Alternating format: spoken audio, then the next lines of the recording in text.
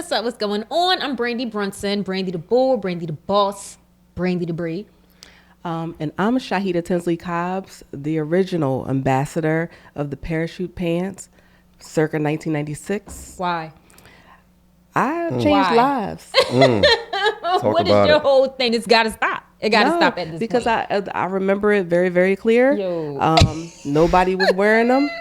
I saw them in a store called Wet Seal, and I started wearing them. I changed lives. You a good look. And now they're selling them again. So I'm super excited. They are very cute. We cute. So Absolutely. basically, you the trendsetter? Okay. Oh, okay. So yes. Gotcha. Okay, All right. absolutely. I love it. I'm here for it. Absolutely. Not on purpose. Just trying, to be myself. Yes. And we are here with Lonnie Perry of Get In Line Fitness, LDP Realty. Super excited, Mr. Good Energy himself. So go ahead and tell the people a little bit about yourself, what you do. Of course, we work on a team together, Good Neighbor Real Estate Group out here. But let the people know what you do. What's up? And she forgot one name, Lonnie Love, if you're nasty. Ooh. No, I'm joking. Oh my God. Not jumping into it. Listen, jump right into it. No, listen, man. Very passionate about what I do. Like Brandy said, I am a fitness trainer, motivator, 24/7. Got my real estate license January 19th of last year. So I've been in the game maybe about like a year and a half now. I love it. I have two great people like on my back that help me out 24/7.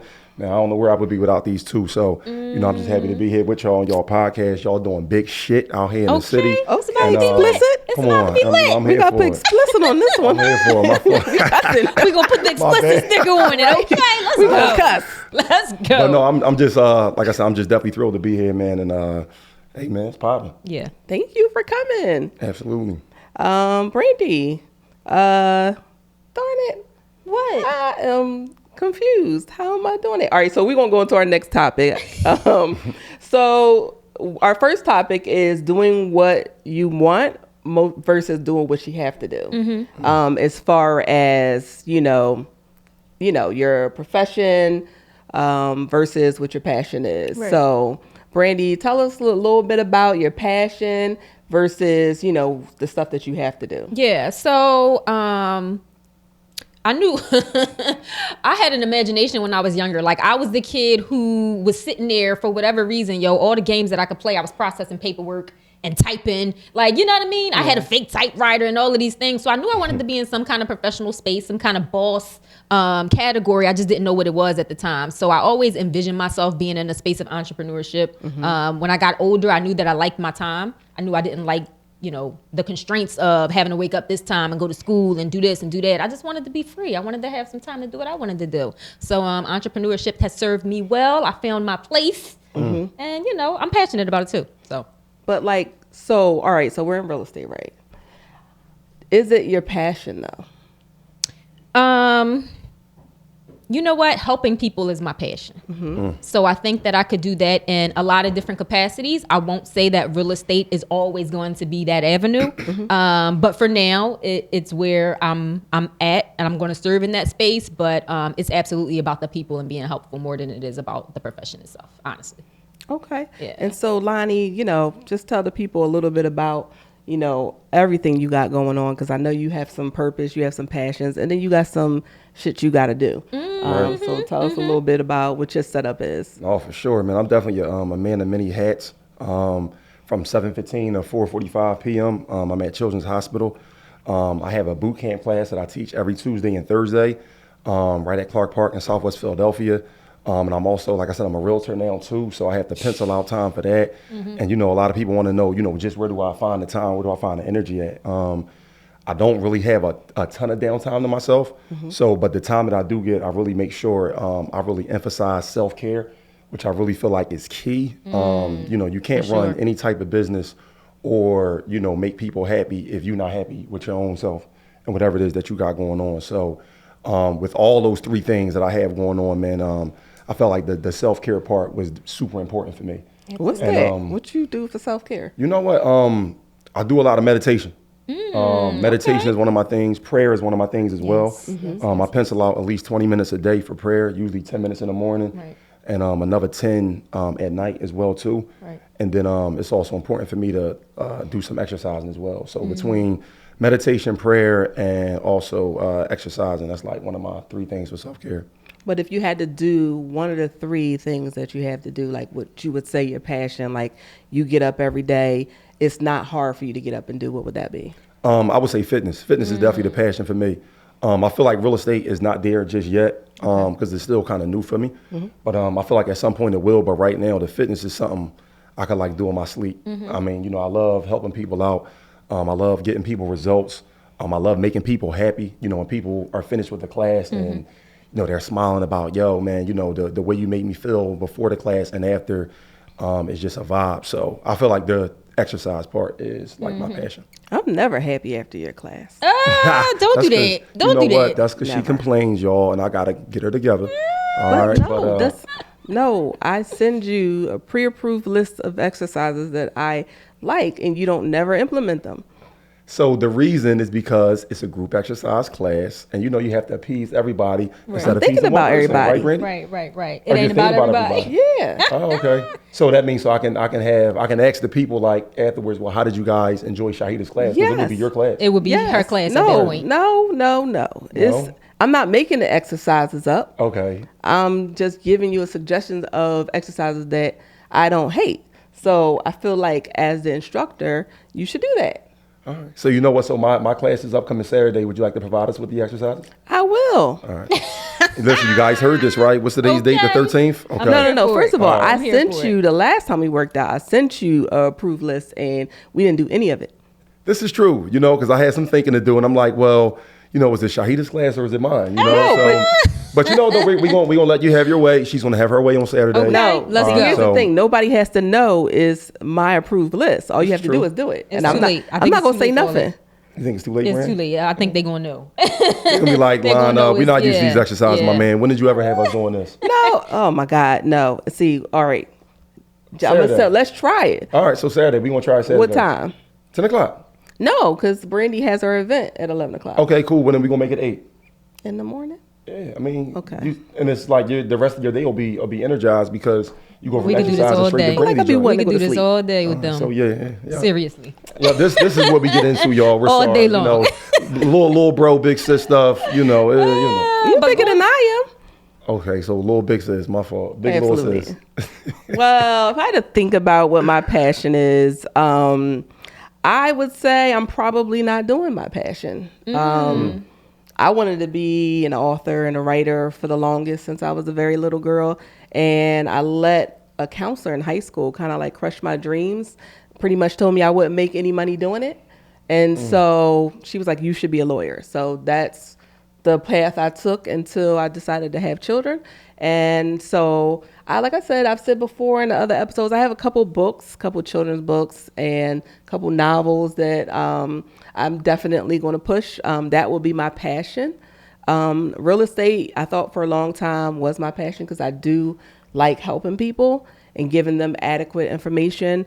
But last year I was about to leave real estate just because it just after the pandemic, like, you know, getting people under contract was almost like, you know, it was like dire. Right. So I was kind of tapped out a little bit. Right.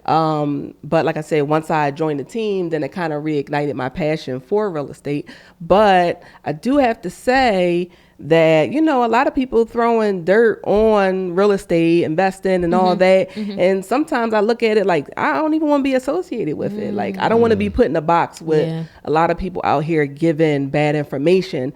But then I'm like, well, where are the people going to get the good information from? Absolutely. So Yep. that's Yep. why I'm still in it because, I mean, I'm like, that's not right. And for a long time, I was like, why are these people listening to this stuff? And then I was like, you know what? Let me just stick around. Yes. I know, you know, I'm a hater, so let me just keep my I'm being a hater opinion right now. to myself. I was like, yeah, that don't sound right. Like, because people would come to me like, hey, this person is saying this. Like, Right. you know, this is, you know, we can do this Right. right. I'm like, yeah, no. And you don't want to discredit somebody else. You know what I mean? Because I think it's a big red flag when you're going to people and the first thing they do is speak bad about somebody else. You know what I mean? Right. So you don't want to discredit anybody, but at the same time, you got to readjust that thinking process. Yeah. That's not the way. Because I don't know everything, but I know a lot. And I feel like it's tough because it is so much like false information that's out here. So it is kind of hard to, you know, Right. I don't know, just to kind of like not talk bad about anybody, but also still be real at the same time. Yeah. Though. Yeah. So, So I'm probably never going to like get up on social media and be like, oh, this person is a fraud or anything like that. But I will give good information. Right. And if I'm doing a one-on-one with someone, I'm just going to show them what is right. And you do a comparison because we all grown. So you do a comparison and see which direction you want to go. right. That's smart. Absolutely. So I know you, Lonnie, definitely have situations where you come across a lot of people, a lot of different personality types. Absolutely. And you know, I think lines can get crossed a lot of times, especially when you're dealing with a trainer. You're dealing with, like I said, a lot of different women personalities. That's what I see primarily when I go into the gym with you anyway. Sure. And in this business, it really isn't that different. You also have to be careful that lines don't get crossed when you are trying to do business with, you know, with people. So I experienced a lot of times it goes from a very professional situation, setting, phone calls, one-on-one consultations, and then often people try to shoot their shot. Eventually, it's a thing that does happen. You know what I mean? So let's go just get a talk. drink. Okay, or you know the good morning, real quick. sweethearts. You know, little stuff like that where it just kind of starts to take a little bit of a get turn. a little crazy. And you know, it is what it is. I'm not a very squeamish person, so I'm not one of those people that's like, ugh. But at the same time, we're gonna keep it business. We're gonna keep it professional, because you know, you let one person try you, everybody will try you. You know what I mean? So talk about the bat that for a signal second. up. So you said put the bat signal. Yeah, Brandy ready for us. Right. Okay. So talk about that for a second. Do lines ever get crossed? Oh yeah, lines definitely get crossed. I think about it even with me when I first got started with personal training, which is in 2015.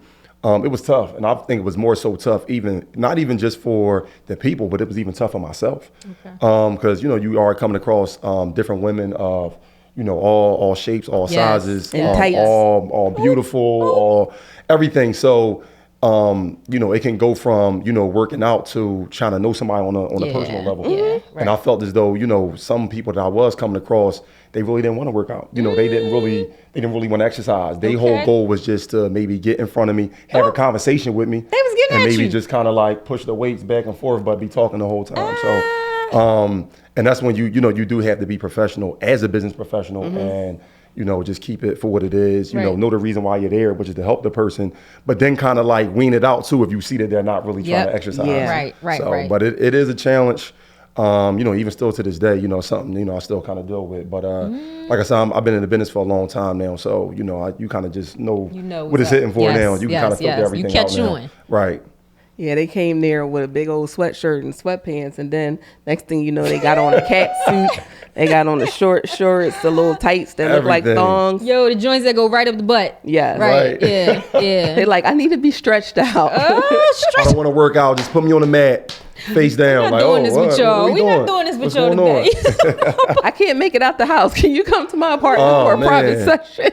I got a basement downstairs with a bed. Oh, no. What about the workout equipment? So, no, but like how? Like, so how do you not like, well, obviously, you know, me and Brandy know your situation as far as your being in a relationship, but just like she a baddie too. Absolutely. Okay. Like, so I know why I know why it's easy for you to be like, you know, do the professional curve, I'm but straight. You know, like, how do you don't want to lose clients, you still want to make money. Right. And so you kind of still gotta give them positive, you know, reinforcement and, you know, without, but it can get, they like, oh, he's smiling at me, like, oh, so he very must, friendly. Yes. And then I think for you, and you don't come across a lot of men that just is cool and like can give a good compliment, but then not have anything behind it. Yes. Right. So like, you know, how do you do that professional curve thing though? You know what?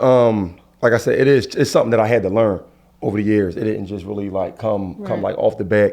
I try to treat all like my clients like family, and I've noticed that over the years, a lot of people sometimes use these personal training sessions to actually vent. You know, for whatever they got going on as far as career, family. When they come to me, it's like, okay, I know I can let everything out because he's not going to judge me. Right. He's going to listen to everything I got to say, and he's going to give me positive feedback. That way, when I leave this place, I could just feel amazing. So, but at the same time, though, it is kind of, it's still challenging because, you know, you do have to have that kind of like balance. You know, you got to keep it professional, still give a compliment to say, oh, I see you, the results are coming through. Yes. You know, you are toning up, whatever the case may be, but still keep it professional. So I love it. It's challenging, but at the same time, no, it's something that I did learn over the course of the years. And I feel like, Brandy, you like teeter-tottered around this topic, like, oh, you know, they want to set up a consultations. No, like, you know, with social media is easy to like drop in a DM. Oh yeah. And it's Yeah. like, Yeah, oh, for I see you sure. doing your thing. Yes, Oh, yes. I like your Right. toes. Like, Right. like it's easy go Yes. from 0 to 10 real Oh yeah, quick. for sure. Thanks. For sure. I don't know. Maybe my demeanor is different. Like, I don't have DM situations, and when I'm in person, I'm easily able to figure out whether or not Right. it's a situation or if it's not. Yeah. But Brandy, like, you know, you are nice. I am nice. You're very nice. Right. Yes. And Yes. upbeat. Yes. Right. you don't be trying to, spirited. like, you know, Right. first of all, sir. Yeah. No. But so, like, you know, how do you do your professional curve? So one, I think it's important to be aware of who you are and what you are. I think sex appeal is a real thing. I think that being a woman who a man is attracted to is what it is. You know what I mean? And vice versa. Sometimes you have clients that walk in the door and, you know, big boss energy. Like, so it could go either way, honestly, but it is a professional level that you have to come from, because referrals are a big deal. Word of mouth is a big deal. And we in a small city. You know what I mean? So like I said, you let one person try you, or you slip up that one time, you never know who knows who. You never know how it's going to get back and actually affect your bag, your money, your career, your reputation. It ain't worth it for me. Yeah. No, So- it's never worth it You at still all. ain't tell us how you professionally curved them. So, She's like, we gonna keep that disclosed, y'all. You know what? Honestly, so if I have to do a professional curve, I really do use the angle of detaching myself a little bit from this situation. I don't think I've ever really came out and said, you know what, this is inappropriate. I'm not interested. You know, I'm gonna have to refer you to somebody else. I don't think I've ever had to do that. I think that when I start to pull back and when I'm not as friendly and when I'm not as vocal, people kind of pick it up. And then we either continue to do business straight ahead or we don't. And we Yeah. just stop talking, period. That's how it usually works. oh, wow. So, yeah. Okay. That's funny you say that. I know, because I don't think I answered your question either. I think I kind of beat it around the bush. I think with me, once you throw that fee out there, Yeah. that nixed all that. Woo! Once you throw the fee out there, all right, yeah, you know, you going back and forth, even if it's a DM via text. Okay, cool. I meet you at so-and-so spot, 5 o'clock. Okay, so it's going to be $300 for the month. It's okay, all right, cool. Well, you know, I'm going to get back to you. So Yeah. that kind of just That nicks real everything in the quick. bud. Gotcha. Soon you throw the fee out there every time, that really Yeah. lets you know Definitely. who's serious and who Yes, really wants to, yes, you know, yes, kind of play with your time. Interesting. wow. Are we Yeah. putting consultation fees in place, or is that, Right. what do you think about the free consultation versus the paid consultation? I feel like, so I'm really bad at giving information. I was just on a call before we came in here. Someone asking me about their friend, this and the third, wanting to purchase a property.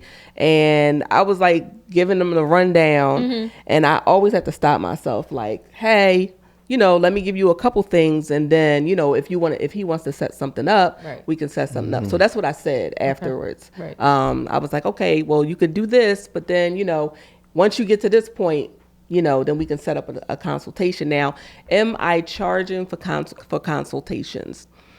I don't know. I'm not. It's a tough one. It's It a is a tough tough one one. because Yeah. it's like, hard. Yeah.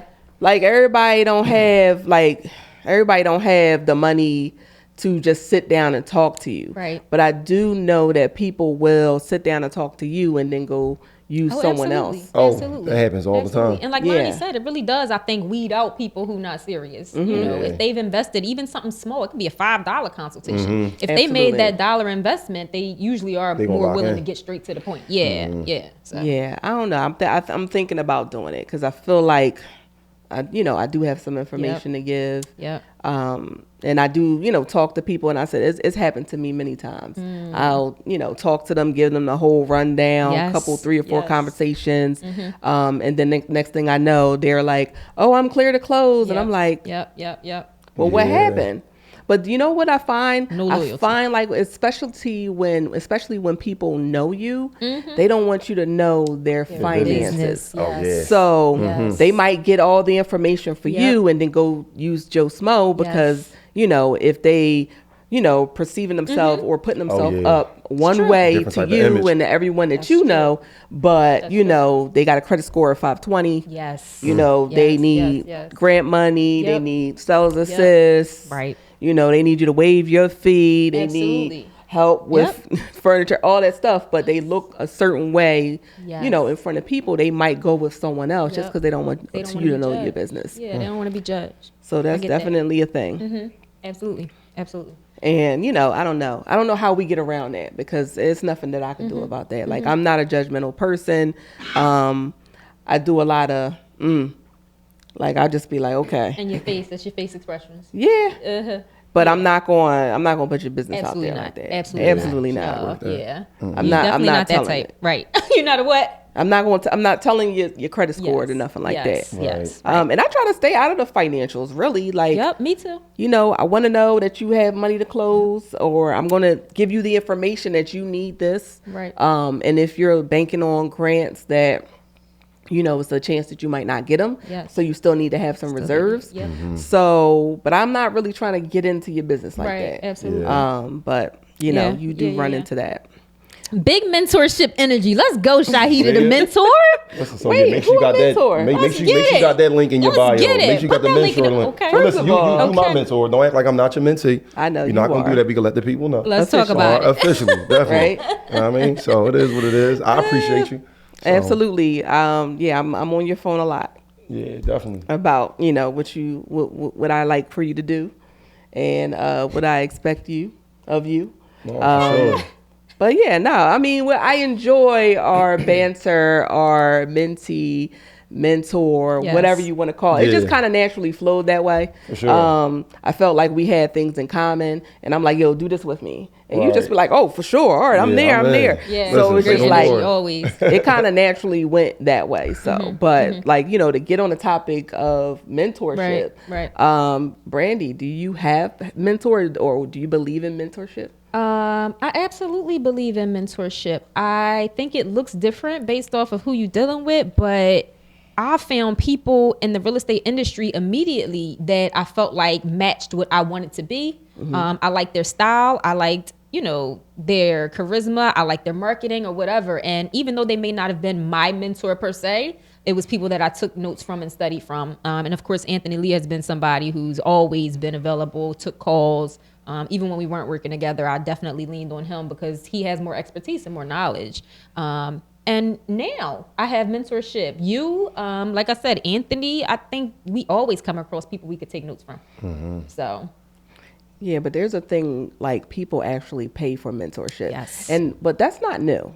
Let me just put that out there. That's not new. I mean, when I became a realtor, the brokerage in which I was under, the person, the head, the team leader, she had paid, I think, like $35,000 for Yeah, mentorship. I heard. So I that's heard a about thing. this.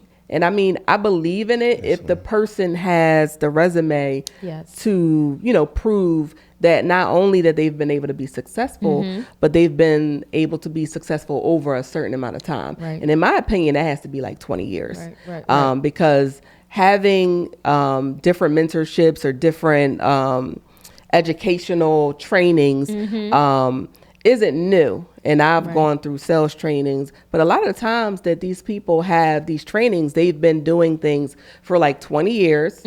And then they decided to teach other people how they were successful. But I say 20 years because in 20 years, you can be in different markets. You can be Yes. in recessions. Right. Because if something works, for instance, house hacking, that word, I know everybody know what house hacking is by this time because everybody talks about it on Instagram. So just a couple years ago, you could buy a duplex, live in one unit, rent the other one out. Right. You can't do that now unless you don't mind living in a shack. in Philadelphia, like maybe in other states, but not in Philadelphia. So when I still keep on hearing people say house hacking, Right. you know, it's kind of not a thing no more because the interest rates are up. Yes. In addition to prices are up. Yes. So if your mortgage is, you know, $1,500 and you got 2 1-bedroom apartments and you're only able to charge $1,000, then no, you're going to have to come to the table with the additional money. Okay. So house hacking, that's not a thing. Right. And so for me, I won't say I've had a mentor. Like I've learned a lot of people who doing things wrong that I worked under or worked around. The closest thing that I would say I would have to a mentor is Nick Cifaldi from Home Investors. He gave me a chance in 2007 as a property locator. I was literally driving around Philadelphia, writing down vacant properties, researching them, and contacting the sellers to see if they wanted to sell at a discount.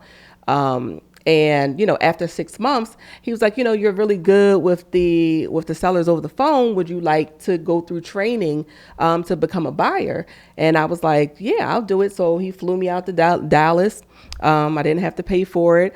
And I got this training. I came back and I was, you know, a pretty good buyer for Home Investors for 8 years. I think it was the first was 4, and then I went back for like part-time after I became a realtor. But he really did, like, you know, get beside me and say, this is how I do this, this is how I do that on the buying end, not on the investor end. But I kind of just looked from afar on the investor end. But that's probably the closest that I've had to a mentor. Okay. Kind of like walk me through everything. Right. And I feel like with mentorship, if you don't have the time to actually walk somebody through something, pick up the phone, then it's not really worth it to me. Lonnie, have you had any mentors outside of us in real estate, but like in fitness? I did. I actually have 2, and even still to this day. I reach out to these guys every now and then just to kind of stay up on my craft and everything that I do, because I know, you know, stuff does change, same way real estate changed. Fitness per se doesn't really change per se, because I mean, you're dealing with the body. The body's going to always be the same. But you know, you can have different methods on how you implement certain structures as far as fitness plans, as far as nutrition plans, all that. So I feel as though the mentors that I have came across in the past, they've helped me out tremendously. It's been very important. Right. And I feel as though if you don't have a mentor, it could be very detrimental to whatever career that you're in. Absolutely. And that's, I don't care whether it's fitness, real estate, if it's basketball, anything. I feel like mentorship is so important. However, the right mentorship is important. Because I feel as though, you know, you can get yourself tied up into a mentorship that might not really give you any type of feedback or anything that could try to help your business grow. So yeah, I definitely do have mentors, and they've helped me out tremendously. So that's called a hint of hate. Oh, a hint of hate. We going back to yeah, like you know, when they like, all right, do it this way.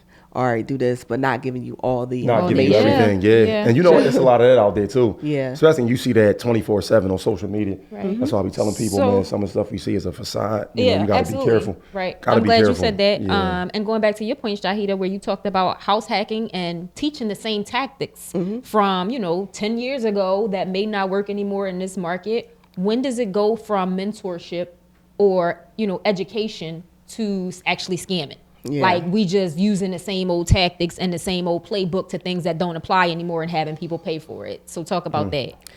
I mean, for me, I think it's enough professionals out here with professional certifications, with education that people need to tap into.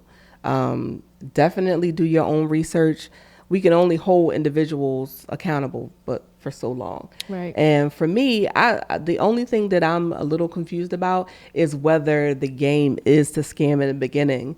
Like if you bought a couple houses and you were successful and you like, all right, now I do this, that's great. But then you like, all right, well, let me teach other people to do that.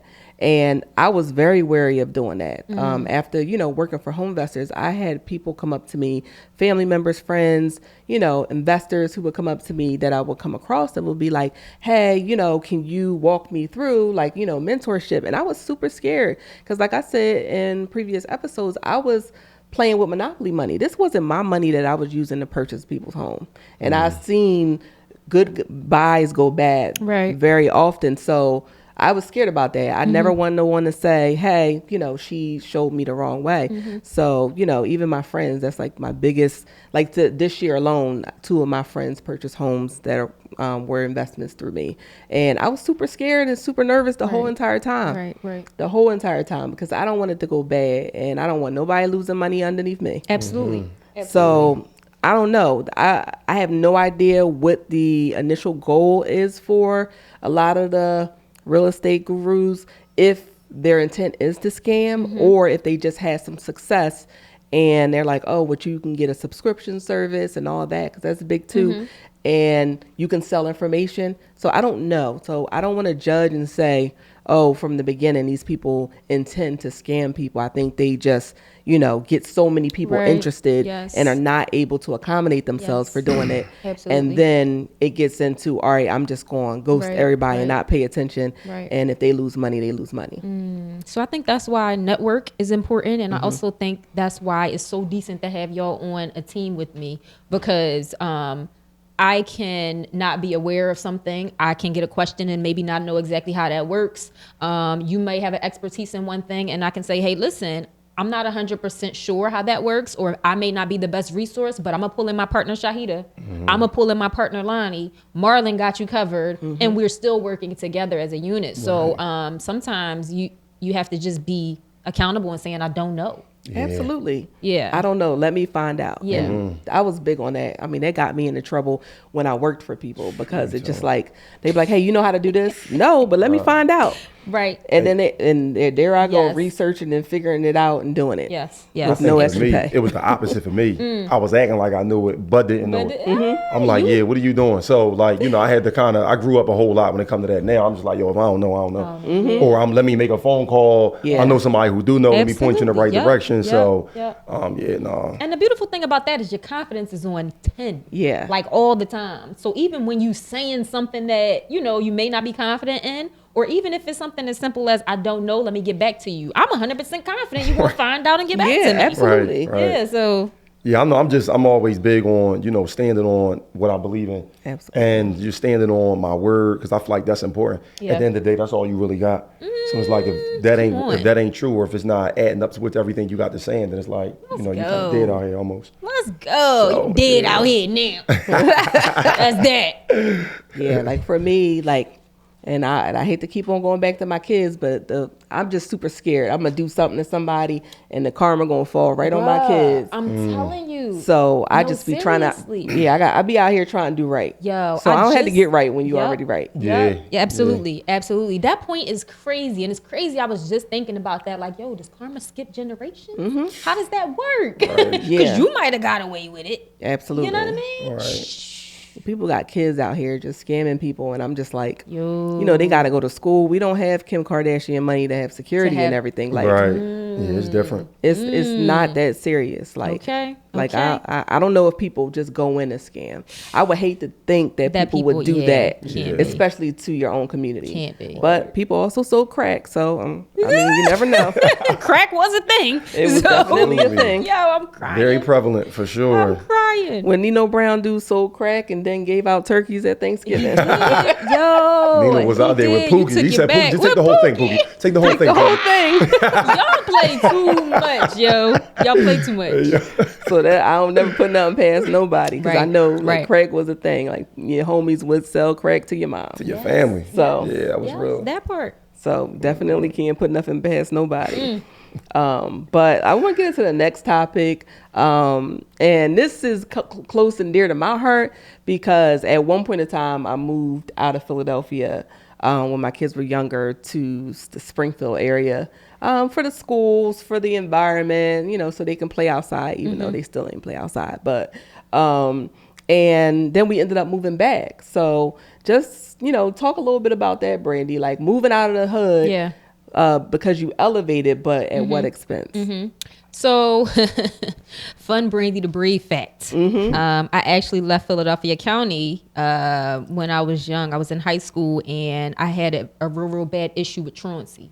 So I stopped going to school because, it was a lot going on. It's multiple reasons why I stopped going. But either way, I had to go to court a couple times. And when I wasn't doing what I was supposed to be doing by going to school like I was supposed to, they eventually told me, if you don't get this right, and go to school consistently, we're going to send you to Slayton.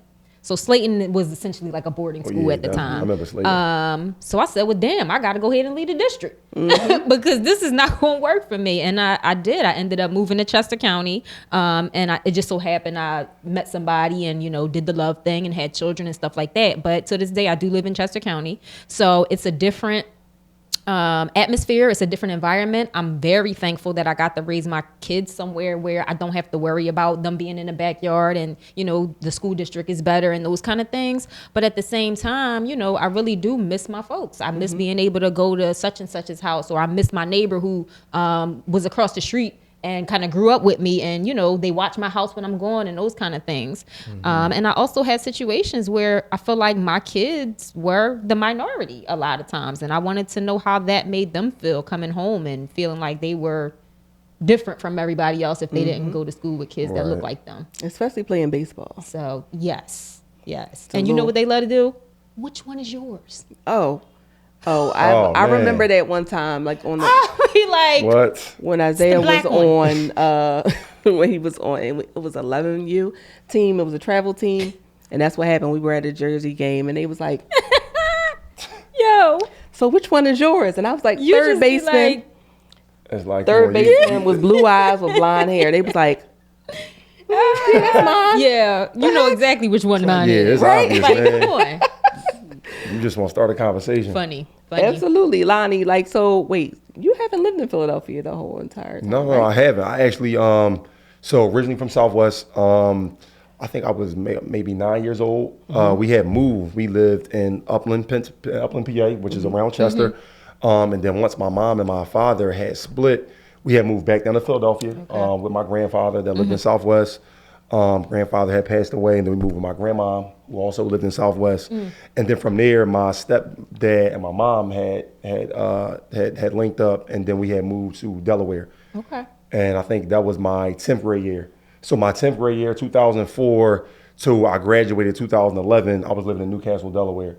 So, and my sister at the time, she still lived in West Philly. So anytime on the weekends, I would always come down, maybe stay with her, just because I wanted to be around my friends. And I still wanted to be, in the area, because, you can never take Philly out of a person. Y'all know that.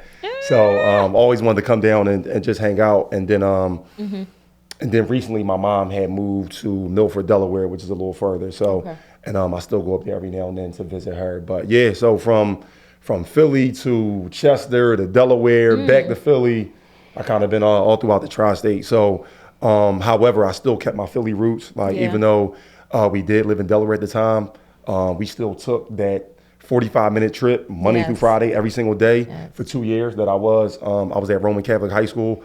And it just so happened that my stepfather, he worked for the Philadelphia Water Department.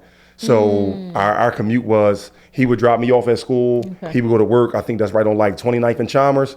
I would get off. I would go to my sister's house that lived in West Philly. He would pick me up. We would go back home.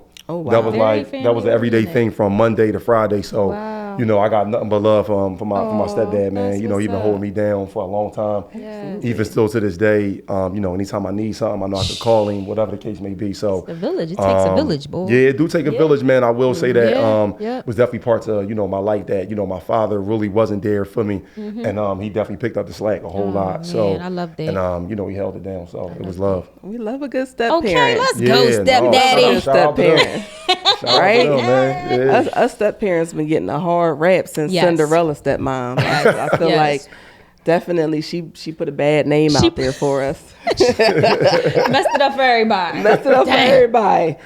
Messing with Cinderella. That's funny. Yeah. So as far as me, I have a hard time with this because my boys also play, baseball. Right. So like, just like Brandy, they was normally the only ones. Well, if I had two on the same time, on the same team at the same time, right, or three at the time, that would be good. But, they're 2 years apart. So sometimes they will be on the same team and sometimes they wouldn't. But yeah, they didn't have a problem with being the only ones. Really? I felt like we were in Philadelphia a lot of the times, most of the times. And then they had each other. So it was like three of them at one time. And then, I had my youngest son, which is Kingston. And then my girlfriend's son was at my house. So my house was, pretty urban no matter where it was. Right. But when we got a little older, when they got a little older, we moved back to the city because I can remember one time we had a baseball field right down the street. And now, not for nothing, no matter if we was in the suburbs or not, I wasn't really letting them go outside by themselves. But one time they did go down to the baseball with they bats on and everything, and like a cop questioned them. They was every bit of like 10 years old, 10, 11 years old, down the street, and like, where y'all going? And then I was like, oh, okay, let's go back. Like, all Where right, y'all so going with that baseball With equipment? baseball. Like, all the baseball, what are you talking about? towards the baseball Towards the field. baseball field. Not Yeah, even like that, 10 years old though. yeah, so I just was like, yeah, nah, we're going to go ahead back to Philly. So, we came back to Philly, and with Philly, I had a hard time because the schools is crazy in Philly. Like some schools is better than other. So I ended up moving downtown in order to get them into a good school, which is on 22nd and Greenfield. It's 22nd and Chestnut, which is called Greenfield. And then my daughter goes to St. Peter's, in South Philly as well. So we always, either do that. If we don't have a good school, we got a private school. But I do like the culture that my kids get from Philadelphia. And, it's just so funny because even though my younger kids are from Philadelphia, like you would think they they live in the suburbs. It's just so funny how me and my husband are who we are. We just be looking at our kids sometimes like, who is y'all parents? Who raised y'all? Yeah, because like I definitely, my kids are amazing, but they definitely need that culture, and I always struggle with that. Like my youngest son, he's going to high school next year, so right now I'm trying to figure out what I want to do. Do I want to move to the suburbs so he can go to a high school? Because like Philadelphia high schools is kind of like not a thing. We're not doing that. Or do I just want to pay for him to go to private school? And that's probably what's going to happen. But yeah, it's a struggle because you want to be around your folks just like everybody else want to be around their folks. Yeah, for sure. And because of things like redlining and steering and all discriminatory real estate practices that we still kind of deal with today, because you can see the demographic of different areas and how it looks. All of us, like for instance, when I grew up on my block, there were all types of income brackets, all types of family dynamics on one block.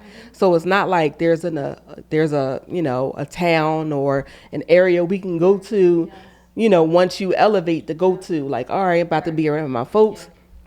I'm about to, be around some like-minded people like me. So it's like we kind of like all in the same area. So it's hard for me because I do like being around us. I like everybody, but us is different. Yeah, it's definitely a vibe. I feel like it's about that balance at the end of the day. You know what I mean? Putting yourself around, individuals like you, culture, but also, having like I said, having a balance, putting yourself around different individuals too, because that can also help you expand and help you grow. Absolutely. As well too. Being around your own kind sometimes is a good thing. It's always love, but it's also good to expand too.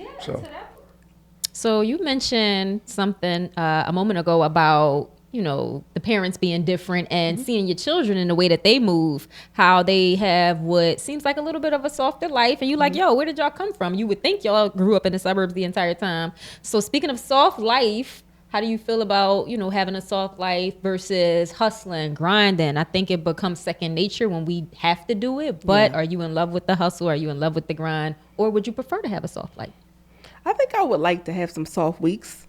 I don't think I would like a soft life. Like growing up, like there wasn't a woman that I saw that was just like, a housewife or just throwing their feet up and, the man was taking care of everything. Like the men in my life very much were providers, but the women, if they were either doing something creatively or if they were working 9 to 5, like for instance, my mom worked 9 to 5, but my dad was a laborer. And so he was out here hustling all day, every day. He wasn't a union worker. So, work would be here one day, gone the next day. So he was continuously hustling. But the women in my life, all of them, was working, was doing something, and none of them was miserable about it. So I never thought like, all right, I want to get married and be a housewife or anything like that. So that never kind of entered my brain growing up. I always knew I wanted to, be Claire Huxtable of some sort, some type of executive entrepreneur, my sister and myself. Right. So I definitely need some soft weeks. Like sometimes I just be like, I need to, sit down, gather my head. Right. Ideally, I would like to half year grind, half year go live on an island somewhere. That sounds like a vibe. That definitely would be me. But I think I do love to hustle. Right. I like to grind and then be able to be like, look, this is what I have. Right. And having a daughter, I felt even more need to hustle because her and me and her father are not going to be there forever. Now granted, she has 4 brothers, but I need to make sure she's good within herself, and I don't know what things are going to look like when she gets older. So I definitely want her to have an example of, if you have to get out here and do it, right, you do, because I have a girlfriend, and hopefully I can get her on the show one day.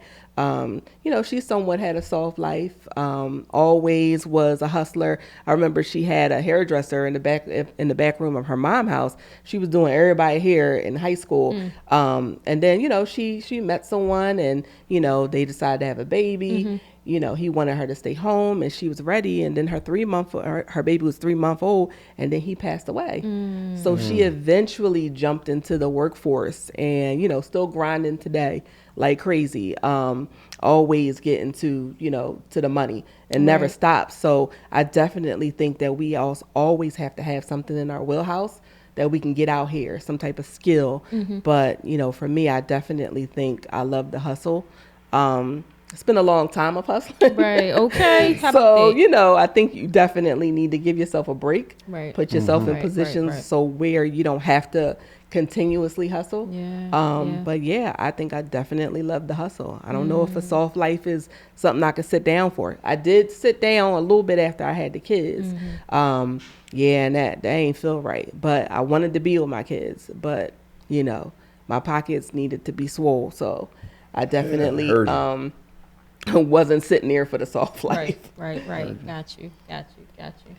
So I mean, I know you're a man. Was that what they call it, an alpha man or whatever the case may be? They call it an alpha male now. You can't definitely. We're not asking Jay to take care of you, but she probably run out on me like, no, boo, this ain't I ain't it. doing that. This ain't it, boo. Nah, she probably know. That's my but what do you think about a soft life? Not meaning that somebody's going to take care of you, but let's just say you had some inheritance or something like that, whereas though you could just kick your feet up. What do you think about having a soft life, or do you love to hustle? Me personally, I love to hustle, man. I love to grind. It's kind of to the point now, my girlfriend be like, yo, just chill. It's I'm even on days, for example, I was off today, still up at 7:30 on the computer. Right. So it's and it's almost kind of to what you said. I have 2 aunts. So it's my mom and my 2 aunts, Shy, which you met, my aunt Vanessa. But they were always single moms back in the day. They always had 2 jobs. Right. So it was when you come home, they still at work. So it was all I knew was, when I grow up, I got to grind just how they grinded. Yeah. And even though I didn't really, like I said, my dad, was in my life a little bit, but when I got older, when it was time for working, that aspect of it I didn't have. So I got a chance to see my aunts and my mom just grind. So it's I knew when it's that time for me, it's going to be the same. It ain't going to be no soft life for me. And I kind of wrote that in stone early in my life. Right. I was when it's that time for me to really get out here and grind, that's what I'm going to do. But I feel at some point, all men should have a soft life to an extent. And what I mean by that is, if you set yourself up now for the future and you got different type of investments, there will be a thing called a soft life, because you already got plans and you already got systems that's rolling for you to the point where as though now you can put your feet up. So granted, you'll still be working, but you won't be working in the field. You'll be working on the field, if that makes sense. Or you'll be working whatever, vice versa. So you won't physically be there anymore. Everything will still be churning for you. That's considered to me a soft life for a man. Yeah. Okay. You know what I'm saying? You're still out here grinding, but you're not physically working a 9 to 5, punching the clock, and you don't need to be there 24/7. So, so I feel for me, I do want a soft life to an extent. Okay. So, like I said, I don't mind grinding. I love that. You know what I mean? But it will be a time when I'm 45, 50, I ain't gonna feel like that no more. Right, I'm not gonna be able to train somebody down South Philly and train somebody up North Philly, or show a property that's in Delaware, show somebody something that's down in West Philly. So Right. I think it's gonna be a time where, systems is gonna have to be gonna have to be in place that way, I can enjoy a soft life. Right. So. Soft life me. Put me up. Okay. You said, listen. Put me up, baby. I definitely think that, especially as Black women, a lot of times we come off with this hard demeanor or with this tough attitude. And for me, it takes a different level of mindset and savagery to get up every morning and go get it every morning and not feel tired and just be relentless at this thing, because it really is hustle and it really is grind. But it's a lot of things that I can't do. I can't explore other skill sets. I'm hustling. Like, I have to pay my bills. I have to be straight. So I think that in a certain capacity, I can't be the woman I really want to be. And I don't think I'm being the woman that I'm fully intended to be right now until I get this bag right. So if I had the opportunity, I would absolutely take this off life and still have some investments like Lonnie said. But yeah. So that would be, all right, so whatever the situation or whoever or whatever puts you in the soft life category. But like, it goes from you hustling to survive versus I'm hustling because I'm just a hustler. Absolutely. Absolutely. Because I Big love difference. the hustle. So you do love the hustle. I absolutely love the hustle. I love the hustle. And, I get inspired by people really getting at it. Like I said, creativity, people, different skill sets, people's artistry. It's just something that I love to see. But again, like you said, when we talk of survival, that's a different kind of hustle and grind than we're talking about. I'm getting up because I like to stay in motion. I like to stay moving. I like to stay innovative. So it's different. It is. It's different. I agree. I feel like that for me too, Yeah. in a sense. Like, I don't know. Like, I feel like even if I had the opportunity to chill, I still would be up at it. I don't even think. Right. And like I said, for example, on days that I'm off, I'm still getting up super early, still trying to be productive. Right. So, and I think a lot of that stuff is just instilled in people. Like, certain stuff you can't teach. Like, certain stuff you can't teach at all. Like, you either got the grit or you don't. You got the grind and you don't. Yeah. So it's just like, but for the ones it's instilled in them, you could tell, because it's like, yo, this is something this person do every single day with their eyes closed. Love it. So, and I feel like, that's what it is. Love it. Yeah, I definitely need, like I said, some soft days, some soft weeks, some soft months, and I'm starting to take that because I don't think that I slowed down all the way up until now. And like I said, I came out the gate out of college, like, all right, where I'm gonna work at, and then once I had kids, I was like, all right, well, I need to do this job in order to do this. And with real estate, it's like, you can have 5 deals going and then they can all fall apart. So you gotta like have something in your back pocket. You gotta keep on grinding. And like I said before in the previous episodes, I feel like I was set up, pretty good growing up, but like, I don't know why I've always still had that survival mentality and like, oh, what's the next situation? So I definitely think that us as a community could benefit from a little, softer life. And the softer life doesn't mean lazy. It just means that, I'm not wondering how the bill's going to get paid, or I'm not, wondering, what school my kid's going to go to. Like, you got the basics ironed out, and then you take some time for yourself when you have to. That's deep. That's real. Soft life on 3. 1, 2, 3. I'm for it. I'm here for it. Okay. Yeah. And I mean, I feel like all women, like I said, deserve a soft life to an extent. Really? Like, no, seriously. Like I said, I feel like, I don't know, man, I'm still kind of from the old school. Like, don't get me wrong. I don't feel like, a man should have to work 150% and not get nothing in return. But I still feel like the man's job is to hustle. You know what I mean? And not to say that, whoever you're dealing with at the time, they supposed to be just sitting back doing nothing. But women, to a certain extent, I feel like they do deserve a soft life. You know what I mean? Especially if y'all taking care of stuff on the back end. So I still feel like behind every successful man is a woman taking care of business.